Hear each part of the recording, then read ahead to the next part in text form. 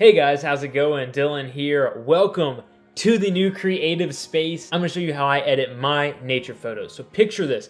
You pack your bag, you've got everything organized just how you like it. You drive, you fly, however, you go to this amazing location, you break out your camera, you're working on these different angles, taking all these different shots, you're loving what's happening. You come back, you bring your photos into Lightroom, you start to edit, and you are just unpleased, you are disgusted with how your images look, you don't like what's going on with your photos. If that is you, if that's ever been you, then this video is gonna help you out. Or if you just wanna see my process for editing nature photos and you just wanna see what I do and hopefully glean some information from that, then welcome, because there's gonna be some great information for you as well. And without further ado, let's go ahead and dive in.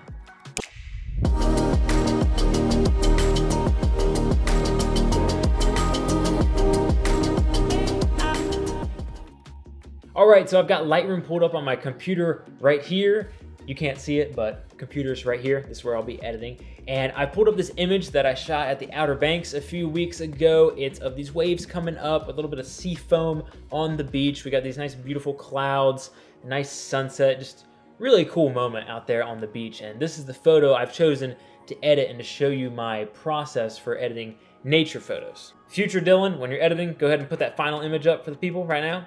This image right here, I'm gonna show you how I create this. And let's go ahead and jump into this edit. All right, so I've opened up my raw file. I am in the develop tab of Lightroom. The first thing I do whenever I open up an image is I come down here to the lens correction tab right here, and I click enable profile corrections. Now, what is enable profile corrections? Basically, each lens has a profile and Adobe knows that profile, and so it's making adjustments to your photo based on the lens you use to take that photo. So this is really useful if you're shooting with a really wide angle lens like I did for this photo. It removes some of the vignetting, it removes some of the distortion, so right off the bat you can just fix a lot of things with your photo. So definitely click that as soon as you begin your edit. I also click remove chromatic aberration. This is when you get some nasty colors between high contrast areas. So if you have really bright whites and really dark colors right next to each other, sometimes if you zoom in, you can see like some magentas and greens happening there. By clicking this, Lightroom automatically removes some of that. It's not perfect every time, but it's a one-click step that can remove a good bit of that, so I go ahead and click that as well. Next up, I go ahead and crop my image. I come up here to the crop tool right here, I click that, and I'm thinking I'm going to click, hold shift. This is gonna lock in my aspect ratio,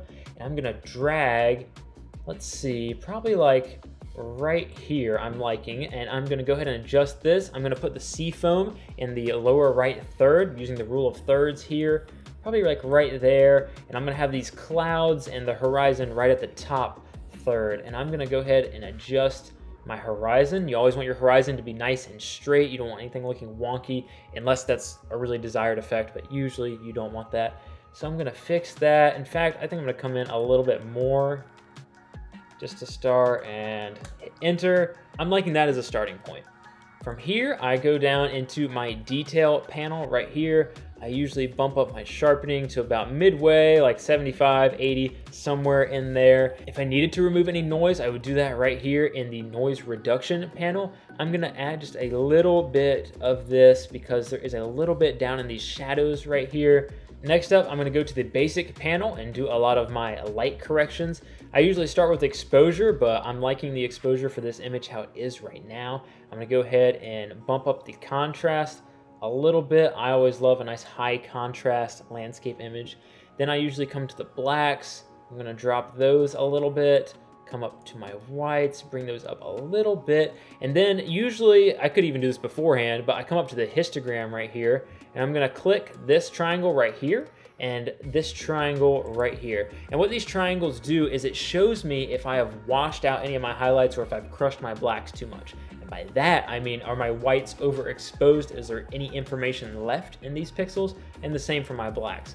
So for right now, you can see that this red right here, there's no information, that's completely washed out. And I'll just show you, if I bring up the exposure a lot, you can see all of that information just get lost. So I'm gonna go ahead and Command Z that. Usually it's okay to have a little bit in your image, you know, images don't have to be completely perfect, but that is something that I definitely leave on so I'm aware of what's going on with my image. Then I will bring down my highlights, get some of that information back.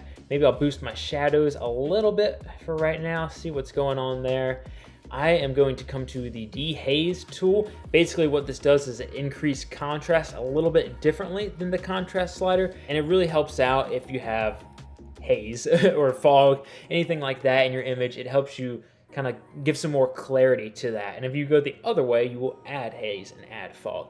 But it works really well for landscape images to add a little bit of dehaze. So I'm gonna go ahead and pull it way up just so you can see this effect right here, and bring it back down. I'm thinking like right here is a good place to start. Now I'm gonna come down to vibrance. I like vibrance more than saturation. I feel like if I use saturation, it introduces a lot of fake looking colors. So usually I'll just bump up the vibrance a little bit till I get what I'm looking for there. And then I'm basically just gonna tweak this a little bit until I like where it looks.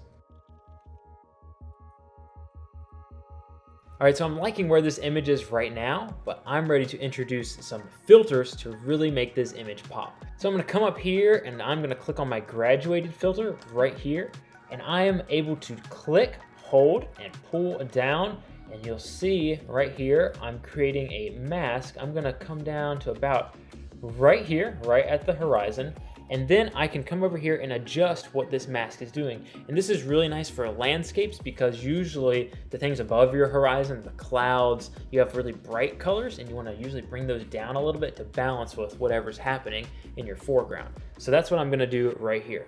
I'm gonna go ahead, I'm gonna drop my highlights a little bit. I'm gonna bring my exposure down just a little bit. And as you can see, I'm gonna go ahead and do it a lot, and you can see how the filter just affects this top area. It's leaving my foreground untouched, but I don't want that much, of course. I'm just going to bring it down a little bit, maybe add a little bit more contrast right up there, bring down my blacks, dehaze a little bit, maybe a little bit up, I don't want too much. That's looking pretty good to me. Again, I'm a fan of a high contrast landscape image. So I'm liking how that's looking. I'm gonna go ahead and close this mask. Next thing I'm gonna do is introduce a radial filter. So I'm gonna come up again right here. I'm gonna click on this guy, and then I use this to bring attention to different areas in my photos, and this works well for landscape nature work because I've got these bubbles right here, and that's what I want your eye to naturally be drawn to because that's the focus of the image. So I'm going to, again, click, hold, and I'm gonna create this oval. You can hold down shift if you want a perfect square, but I don't want a perfect square right now. Let's just say that for now. I'm gonna click and drag. Maybe I'll expand a little bit that way. I can rotate it, do whatever I've got to do. I'm gonna feather it. And so now, kind of like what I did with the graduated filter, I am going to tweak what this is doing to this specific area. First up, I'm gonna click invert so that it toggles this area inside of the circle. If I wanted to target the outside of the circle, I would leave that unclicked, but I'm gonna click invert so it affects just this circle. I'm gonna go ahead and boost my exposure a little bit. You don't wanna do too much because then it looks fake, it does not look good. I'm gonna do just a little bit, again, maybe some more contrast, bring my whites and highlights up a little bit. You want this to be very subtle, very, very subtle. So I'm going to do that. Maybe we feather it a little bit more so it's not as intense right there. So there, I've added just a little punch to this area right here. Next, I'm gonna go back. I'm gonna just adjust my exposure a little bit more, maybe bring that up a little bit, get a little bit more contrast going for this image. I'm just gonna go ahead and introduce another radial mask just for this section as a whole right here. That is looking really good to me so far. I can come now into my tone curve panel and I can adjust my highlights and whatnot even more. Maybe bring down my highlights a little bit, boost my lights, enrichen my darks a little bit, just like that.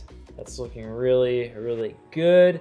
If I wanted to adjust my colors even further, I can come into the HSL panel, which is right here. I can look at my saturation. I can say maybe I just want the blue to calm down just a little bit right there. Maybe I want my orange sky to pop out a little bit more. And again, I'm boosting this to 100 right now just to show you what it does, but don't boost anything to 100 when you're messing with colors. You can tell we have some Real nasty stuff going on there. So I'm just gonna boost this just a little bit. Maybe my red will come up just a tad like that. Now, actually, I'm gonna add another radial filter. I'm gonna pop in right here. I'm going to click another one, and I want to highlight just this very specific area right here. Again, invert. Make sure those are set normal. Boost those just a little bit. I want this to be the like very extreme focal point right here. Bam, and we'll zoom out. I really like what this image is. I'm gonna go ahead and call that edit. This is the final image right here versus the raw image.